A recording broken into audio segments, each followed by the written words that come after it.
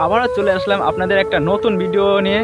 তো আজকের ভিডিওটা হবে এই ভিডিও যে আমাদের গ্রামের প্রতিটা মানুষ কতটা কষ্ট করে এবং কীরকম কষ্ট করে সেই বিষয় নিয়ে আমি আপনাদের বিস্তারিত বলবো।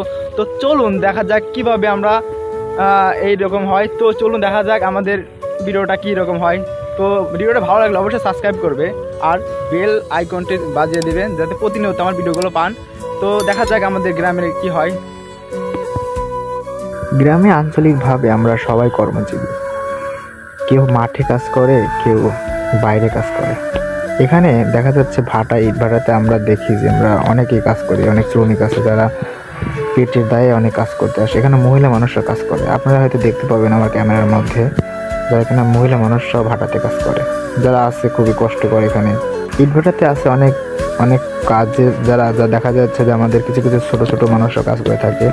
এখনও ইট ভাটাটা এখনও চালু হয়ে সময় পায়নি, তবে আমি মনে করি এখনও কাজ করা অনেক দেরি আছে। তবে কাজ শুরু হলে পরে অনেকই মানুষ কাজ করবে, যা এখান থেকে অনেক মানুষ আর্ন করে। অনেক কাজ আছে যে কাজগুলো দেখা যাচ্ছে যে ছোট বড় সবাই এই মাঠে কাজ করে, মাঠে কাজ করে সারাদিন শ্রমিকরা দেখা যাচ্ছে কাজ করে আপনার হচ্ছে অনেক কষ্ট পরিশ্রমী করে। আবার দেখা যাচ্ছে কেউ নদীতে ঘাটে, এক একজন এক একটার ব্যস্ততার মধ্যে, কেউ চরের থেকে খড়ি, আপনারা হয়তো দেখতে পাবেন আমার ক্যামেরার মধ্যে, কেউ চর থেকে খড়ি সংরক্ষণ করে তার জীবিকা নির্বাহ করছে।